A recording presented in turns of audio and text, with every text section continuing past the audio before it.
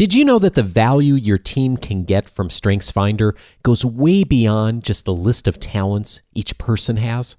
On this episode, Lisa Cummings returns to the show to teach us about the 4 demands of leadership, how they map to StrengthsFinder, and most importantly, the way they can help us all accelerate results during times of change. This is Coaching for Leaders, episode 320. Produced by Innovate Learning, maximizing human potential. Greetings to you from Orange County, California. This is Coaching for Leaders, and I'm your host, Dave Stachowiak. Leaders aren't born, they're made, and this weekly show gives you access to the practical wisdom that will empower you to become a better leader. Well, speaking of being born, we're all born with talents, we're all born with strengths, and if you've been listening to the show for a bit, you have certainly heard my affection for the StrengthsFinder assessment and thinking, and beyond just the assessment, thinking about our talents as strengths and being able to leverage our strengths. And a couple of months ago, I was really pleased to welcome Lisa Cummings to the show. She is the founder of Lead Through Strengths. We had a great conversation about utilizing the assessment within your organization and your team and how to leverage some of the wisdom that comes out of the assessment and the awareness. And so many of you reached out and mentioned how much you loved that conversation. And also a few folks wrote in with some additional questions that I thought it'd be fabulous to have Lisa back to take the next step on helping us to really get the most out of StrengthsFinder. And if you didn't listen to the last episode, Lisa is the founder of Lead Through Strengths. She brings over 20 years of experience into practice.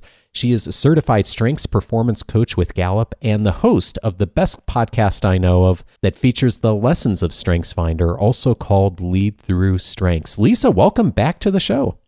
Hello. So good to be back, and thanks for the kind words. I am honored to have you back. I love thinking about strengths because this, for me, I don't know if I mentioned this last time we talked, but when I first picked up the book, Soar With Your Strengths, which was one of the precursors, I believe, to StrengthsFinder, it was like completely game-changing information to me. And it seems odd that it was, and yet I don't think I'd ever really thought about leveraging strengths. I had always thought about how do I get better at the things I'm not good at. So I'm really glad this model came into my life early in my career.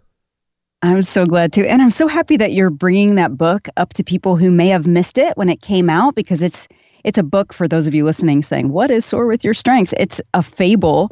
And man, it's just such a great one. If you take, I'm going to extend the metaphor and just give you an example where essentially it makes you think of things like on your team, if you have a fish and a squirrel, and you send the fish to mouse catching school, he's not going to do as well as the fish that you send to swimming school.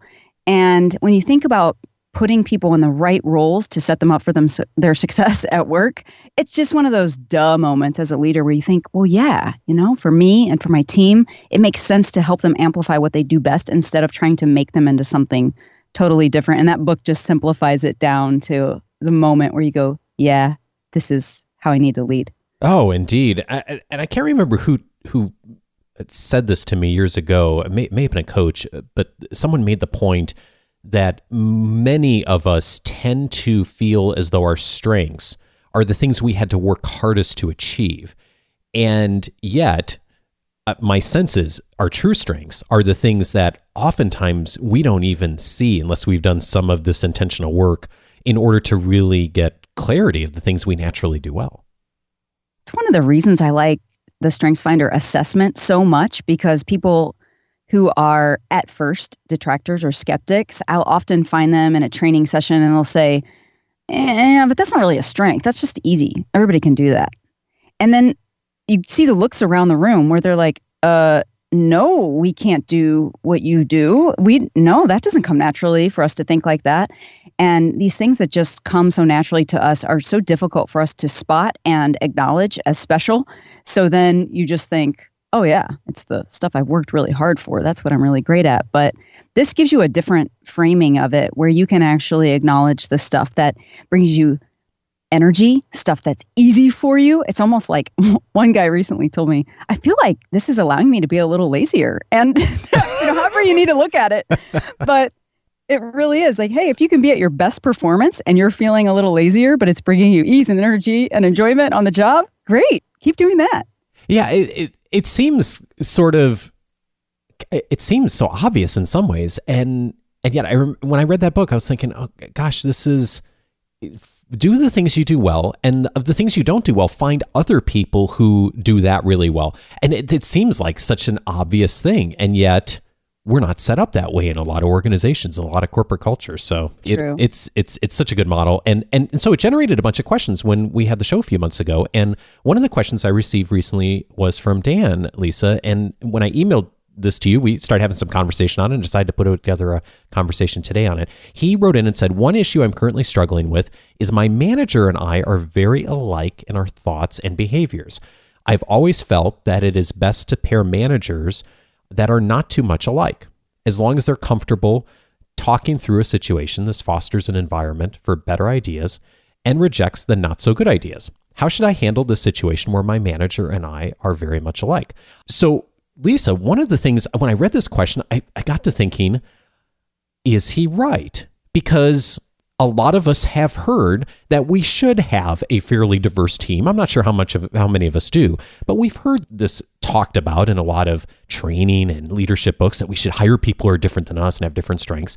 I'm curious, how does this land with you? Is that something that is a truth, or is there a bigger context to be thinking of? Yeah, I think it is. There is truth in it, and there is a bigger context. The first thing that comes to mind is, yeah, I think that cognitive diversity on a team is really important. And I also think, well, the second thing that came to mind was, Dan, high five through the airwaves, because this is a really mature, self-aware question to ask, because most people wouldn't think, oh, hey, we're so similar. Are we sending a message to other people that there's only one correct style to be successful on this team? So yay for that view. That's really great.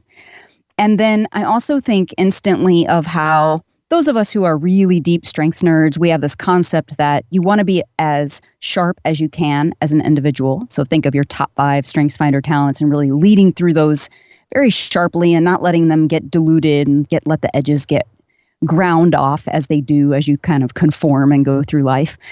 And then save the well-roundedness piece for the team level. So at that kind of level response, I go, yeah, totally agree. You want to be well-rounded at the team level. But I'll tell you, what really does come to mind is people who are concerned about overwhelming strength, similarities or differences. I think that people have more differences than they give themselves credit for. So in this case, Dan, what I would say to do is give a look at your relationship with your manager through a lens of these 4 categories. These are 4 different domains of strengths. You can actually take the StrengthsFinder talent themes and put them into these 4 categories. I call them these 4 different demands of leadership. They're executing, influencing, relationship building, and thinking. And I would imagine if you look at you and your manager, you're probably really simpatico in 1 or 2 of these areas. Yet you can also probably find 1 or 2 of these areas where you're really different. I reflect back on some of my relationships and think, I had this manager and we thought we were so similar. And we both were very much in this influencing kind of thought process. We would come up with a big idea, a new vision, using our strategic talent that we shared. And then the rest of them were very influencing level talents. And so we were always thinking about the future and how are we going to message this and what would it look like to people and how would we make the message receivable to them. And we just had such a fun time jamming in an area of shared strengths there. And you could stop there and say, gosh, we look too similar. Yeah. Yet, if I look at these other areas, like executing, we were totally different. In fact, in one meeting, I remember him acknowledging me and saying, man, I take these vagaries and Lisa and her team turn them into a tangible product we can bring to market. Now, we were so different in that area that he would cast the grand vision and then he's off to cast the next grand vision. Now, although we could share the excitement of the grand vision, I'm the one thinking about, with my focus talent being very high, I'm all about the plan. And so I'm thinking, who are the resources? How many man hours will this take? How will it shift our other priorities? Who's going to get this done? What else will we need to bump off the list? How will this, I'm getting into way more of the team level, execution level stuff than he would ever get. And those are some of the elements that you can amplify by using your natural talents that are different from each other. So to bring this back to Dan's question, my first thought is consider those 4 demands on leadership: executing, influencing, relationship building, and thinking, and see, does it stand out to you that 1 or 2 of those areas you're quite different from your manager, and how could you amplify those differences for the performance on the team? So connect the dots for me on that a bit, because if I am, and I tend to be, so a very futuristic kind of person and thinking that way, let's say I'm a leader in an organization and I really do need to influence and I really do need to bring other people along. Would it be that I'd want to be thinking about just some of the tactical things that I could do that may not be apparent around influencing, or would it be being good at one part of that maybe I'd want to find others who could teach me how to do that well, or maybe they even take on that role?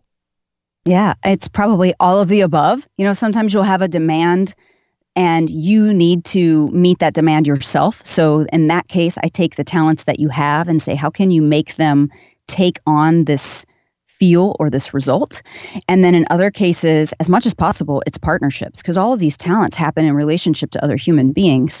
And so you actually, as you were asking the question, it made me think of a specific manager and team member recently in a training where it was very similar to what you described, but a different talent lineup. So the manager had the command talent, and he had, and ideation. This was the magic. It was command, ideation, and analytical. Okay, so with his command talent, it's very direct, it's clear, it's concise, and it's moving. I mean, if he has ideation mixed with that, and he has a million ideas in his head all the time, they actually come out of his mouth. They don't stay in his head. And so when he's ideating in a meeting, his team, before the session, they were getting kind of frustrated with him because they were taking every idea as a directive, because he's their manager. And he said it so clearly and compellingly that they were taking it as a directive. So in the StrengthsFinder session, he realized he had a team member who has the activator talent. And the activator talent is in the influencing category. And it's really all about, let's go, let's get this started. And so what he did was he consciously partnered up with this person once he had the self-awareness, and he realized, oh gosh, they're thinking, I'm spinning them in circles and making them go crazy because they think every idea is something to go add to their plate. He said to this team member, hey, can we partner up? And with your activator, you want to know what to get started. So I'm going to ask you to be the one who says, okay, of all those ideas you just said, which one are we going to go do now? And so he became the sorter and the one who would feel the internal pressure to say, oh, hey, let's get clear on which one we're going to move on. And it became such a cool partnership because they asked each other to play that role. And then instead of it being uncomfortable, it was just this beautiful, easy partnership that made things clear for everyone on the team, not just the two of them. So partnership, big, big deal. And the awareness is really big too. If you, as a leader in a team, are willing to take that step back, and I love the language of StrengthsFinder because it gives you the language to be able to start to have conversations about some of these things that are very complex. So it's about being able to leverage that in a cool way. And I'm thinking even still about Dan's question a bit here, and thinking about teams that there are a lot of similar kinds of people. And I'm sure you run into this a bit where you go into an organization and you do an assessment and start working with the team or the executive leadership, and there are a lot of similarities. What are some of the things you find that are really effective in helping that team to really leverage strengths in a situation where there are a lot of similar ones? So one of the things that I like to get them to do is to think of someone who really frustrates them at work. So I have a team recently where they were really heavy on the executing talents and on the thinking talents, a little bit lighter on the relationship and influencing. And they were kind of grappling with this concept, like, is that the way you need to be in the organization? Is this what the culture calls for? And that's why we look like this. So they're trying to ask all these deep questions about it. So I simplified it down to just the one-to-one human interaction kind of concept.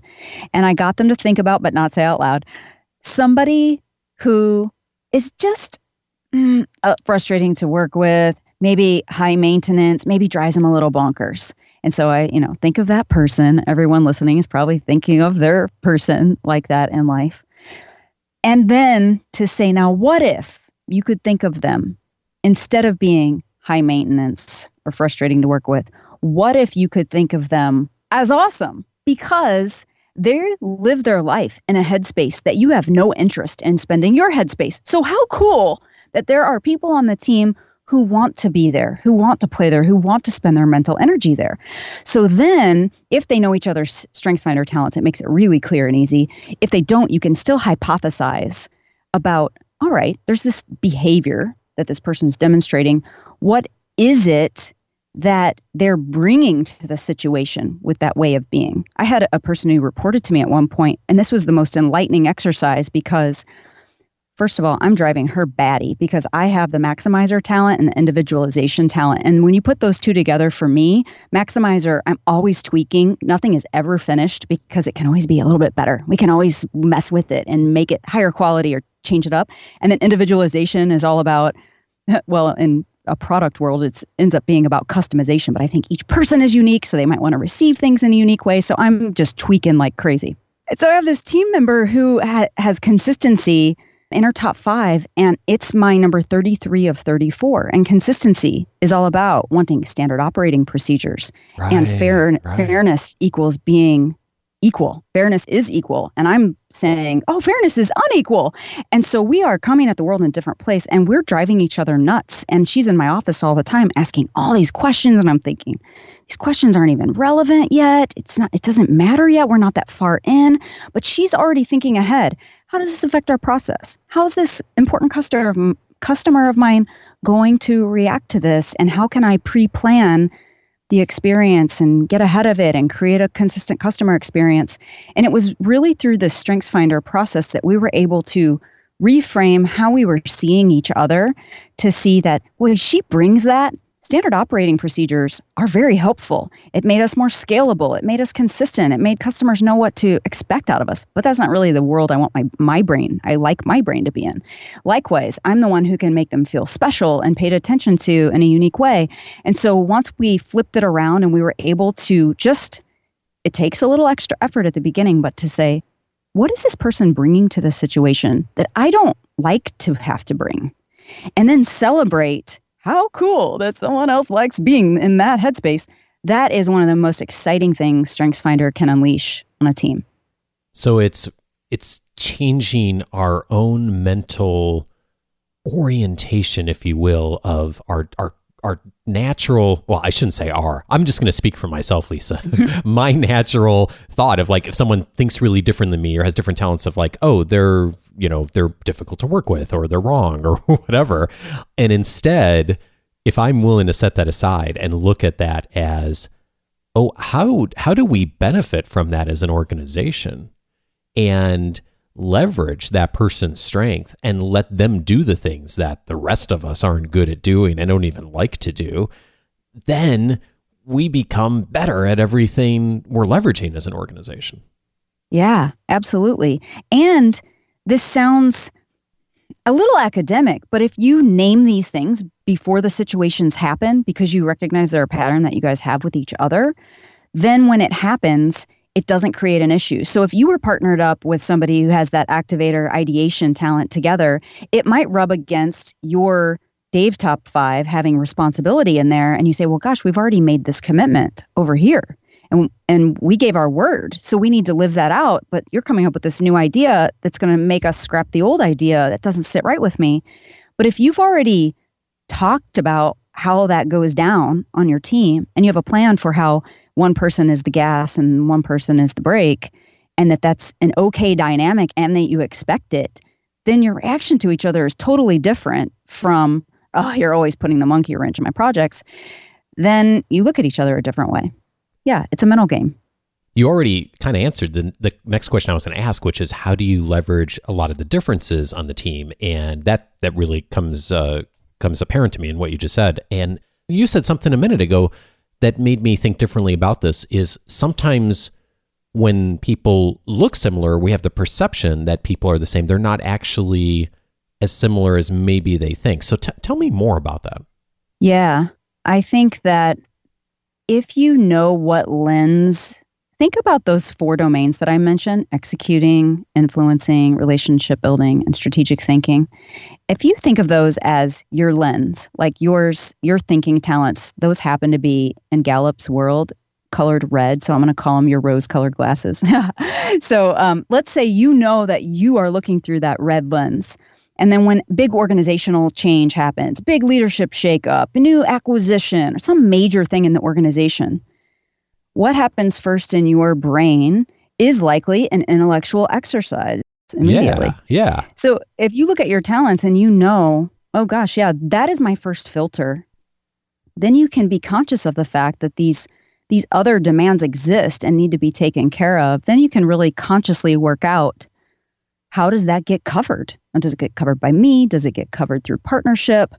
How is that going to work? And if you can do this as an individual exercise, but you can also expand it into the group, where if you do find, gosh, we are not that well-rounded as a team right now, but does that mean we should all just fire ourselves and start over and try to? No, you work with what you have, but you know the lens that you look through first, and you know your strong preferences. You know how you think and feel and act at your default, and you know that you're working with customers and internal partners and people who don't operate with the same lens, and they need something different from the situation. So you can consciously figure out, okay, how are you going to cover those other elements that don't represent your strongest pattern? One of the things that's huge for me in looking at these 4 different areas of leadership and the talents is thinking about just that, what you articulated, is going through an organizational change. And that is something that it seems like just about every leader is dealing with fairly regularly, if not today. And thinking about how different people, where they default to just based upon that, and knowing where you are. Because like you said, a lot of mine line up under the strategic thinking area. And I know I do, some of the influencing things that are essential in organizational change, but aren't the first things I think of. And so I think one of the things that a lot of us can do as leaders, especially if we're familiar with the StrengthsFinder concept, is to look at these 4 areas and start to think of, like, where am I? And then where are the other people on my team, so that we can do a better job when we're navigating change of making sure we're staying attuned to all these areas. Right. And you can do things like, let's say you have no relationship building anywhere near your top. Now you do, but let's say you don't. Then there are people on your team who are instantly thinking, gosh, okay, how does this affect me? Who else on the team is this going to affect? How is each person going to react? Oh, that person's going to be ticked. Oh, this person's going to be really psyched. Oh, this person's going to be a little bit down in the dumps. Oh, this person needs a little time to process. There's someone who knows every single person on that team and what they personally need to be able to navigate that change successfully. Some need 10 minutes and some need 10 months. But for anyone to have the awareness, it becomes easier if you consciously say, hey, help me if I'm missing this relationship piece. If I'm missing something that you see, clue me in, and you can have that conversation in advance. Just likewise, like, executing talents for me are not my strongest domain. I'd say of the domain, even though I mentioned that focus example where I'm into planning, when it comes to actually getting it done and really focusing on the details, that's not as exciting for me. It's not as fun for me. So I'm kind of hit or miss on those. So I put people around me who have consistency and deliberative, who will help me spot risks so I don't make hasty decisions, and responsibility and talents like that, where they're more focused on executing and making sure we get it done as promised and we don't get distracted by my squirrel brain. So it's a pretty cool thing when you start looking at your natural lens and then focusing on the people around you.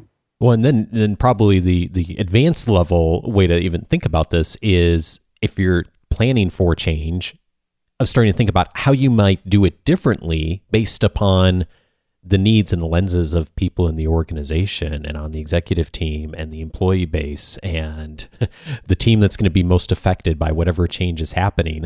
If you see those things in advance and ask those questions like you were asking, then you can proactively handle the change process of how you communicate, how you socialize it, how you present it in a very different way just at the beginning, so that it's more likely that you're speaking to the kinds of things that people are going to be defaulting to anyway. Yeah, I think it's really cool because it's a totally different angle on change than most people will view. And that's why I like thinking about these things as demands that exist that need to be taken care of. Because if you take any change management model, or if you look at things that have been out in the world on leadership and change management, you hear about things like, well, your team's going to go through forming, storming, norming, performing, these phases. And those things all might be true, but that's not covering the same stuff that you're covering when you think about executing. Who's going to focus on making sure the work gets done as promised? Influencing. Who's going to make sure this continues with the momentum and the energy and keep the motion and the voice of the team to ensure that gets heard? Relationships. Who's going to be paying attention to the humanity of all of this and have the relationships that will make it through? And especially for the people that's really important to their performance. And there are some people, if they're feeling poorly about the team and the culture, they're performing extremely poorly. And then the strategic thinking and really being able to analyze information and make great decisions. And if you look at change through those categories versus something like the phases that you typically see or other models, it's a really nice layer to add on. Yeah, and it's none of the models are complete. That storming, norming, we've talked about on the show before, and it's a really helpful way to know like where a team is as a whole in the process. But to your point, it doesn't really talk to what is each individual in the team doing in order to leverage their strengths to navigate the change that's happening and to help the team to go through that process faster, because they're going to go through it. But if you handle it well and you think about people's talents, you're going to go through that process with a lot less heartache and quicker and more efficiently for the organization if you're thinking about these things, which is really cool. Yeah, it is really cool. And I think even if you put this model in front of the team and if you would have your StrengthsFinder talents, you would know specifically which ones map in. Usually a couple of them you identify with so strongly that you think, oh, that's really, that space is my jam. If I had a manager put these in front of me and say, we're going to go through a major change, take a look at these demands and think about what your greater contribution to this new strategy, this new team, this new org, whatever the change is, insert it there. Which one of these do you feel like you can bring the greatest contribution? And while we're going through a tough change, you could still feel the ease and energy and enjoyment of using your natural talents. I know that I could personally look at this list and say, my individualization and my positivity, they really do speak loudly inside of me. And those would be fun for me during a change to find, hey, what resonates about this with each person? Or how can we make this a little fun-loving because big change makes it a little stressful? So I could bring in the positivity. And I know instantly if someone asked, how can we call on you? What contribution do you bring? I could raise my hand and say, this is how I can help with the change. And as a leader, imagine the difference in that on your team versus change feeling like a burden to everyone. Oh, I love that. And I'm even thinking in my mind, like there's so many different ways that this could be leveraged and not even just change, but I'm thinking about starting a team for the first time or putting together a project plan or managing a program. I mean, there's so many different aspects of this that if you have clarity on where these 4 areas fall within your team and you yourself, that then those conversations become easier when you inevitably have the obstacles come up. If people are already you're talking through this language, then it's easier to know where you're going to go next, right? Yeah. You're totally opening like the great can of worms because you can take this framework and apply it to so many things. I mean, I've had teams that I work with apply it to something as broad as, how do these 4 demands relate to how you live out the mission of the company, all the way down to really specific stuff like, hey, we have a $30 billion revenue goal. Which category here and which area really resonates with you and how you can personally influence that tangible goal, all the way to something as task level as, gosh, everyone on this team is saying they're crushed by their inbox. And we need to figure out how to do better at email management in the company. How do these domains play into how we interact with each other and how we can get ahead of that situation? So you could just take it across so many situations and use it as a way to enter the conversation. It's very door opening.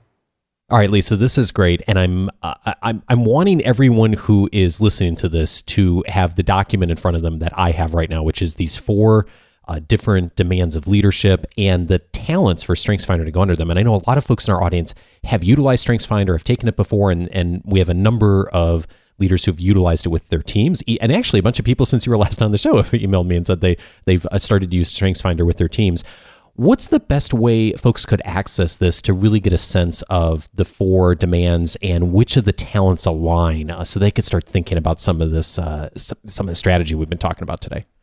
Oh, yeah, sure thing. If they go to leadthroughstrengths.com/resources, they'll see an image called 4 Demands of Leadership, and they can see the list there.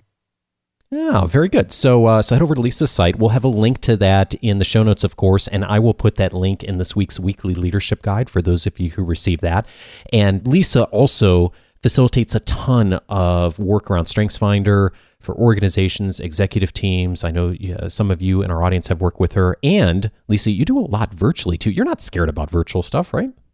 Oh my gosh, I love virtual training. It's become one of the most fun things. Yeah, you get used to the camera and then it isn't the awkward thing anymore, but it's just such a cool way to reach the forgotten remote offices and the people who thought they didn't have an opportunity for professional development. We can get into these really rich conversations, believe it or not, with chat, sometimes with thousands of lines of chat about strengths. It's so darn cool. Yeah, there's a lot of folks in our industry that are still a little nervous about online facilitation and training. You're really talented at that, and you've been doing some great things with organizations. So thanks a ton for offering that as a resource. And before I let you go, I'm curious. Now that we're getting a sense of, and I'm understanding these 4 demands of leadership, how has the awareness of these 4 demands in your life, in your work, how has it helped your business?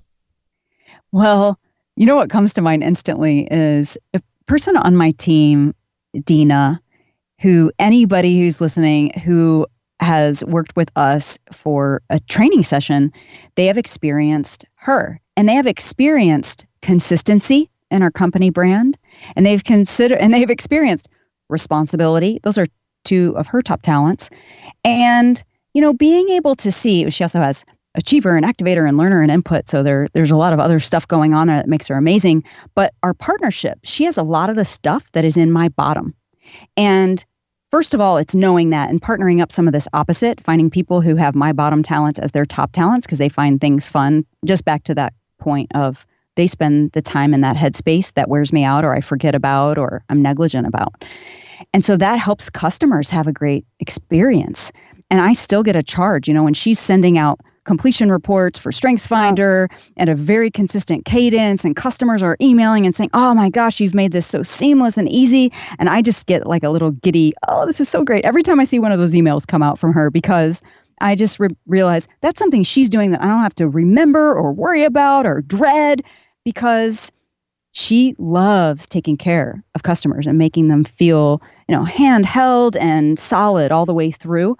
And then the other element of how it's helping the business is getting deep with StrengthsFinder in a way that you can have ongoing conversation, where you can be open enough that I remember a scenario where one of our customers asked us a question. And then, how conversations get grouped in emails and then it like clusters the stuff you're seeing in your inbox. Well, it allowed me to miss an email, a question from Dina that the customer had asked, and her responsibility talent was getting real insulted because she couldn't give the customer an answer, and she felt, it was really important to her, and I ignored it for 3 days, accidentally, but I ignored it for 3 days. So by the time we figure this out, I can just say, oh my gosh, I so insulted your responsibility talent. And besides not being able to give the customer a fast answer, I also acknowledged how that feels to her because that's what she cares about most. And those are these shortcut conversations that once you get really close, you can say it. I mean, the other day she pulled one out on my Maximizer. It was beautiful where I was talking about how much inventory to buy for these frames that we use, these desk frames that display people's talents. And she said, well, gosh, we should probably keep it to this number because you tend to get new ideas and change your mind. And so we don't want to spend a whole lot of money on inventory that goes to waste. And she citing my Maximizer. And I'm like, oh, you're so right. I totally do that. And so that is the stuff that it is helping the company and it's helping me personally realize and get okay with who I am and what I'm good at and who I need around me to make the rest of it at its best. 2 call to actions for you coming out of this conversation. One of them is to check out this document at leadsthroughstrengths.com/resources, the 4 demands of leadership. And if you're a StrengthsFinder geek like we are and you want to get into depth on this even more, check out Lisa's show, Lead Through Strengths. A great show. And Lisa, I really appreciate all the work you're doing on helping us to leverage our strengths and our talents. It's awesome. You are welcome. And thank you for bringing it to more people in the world.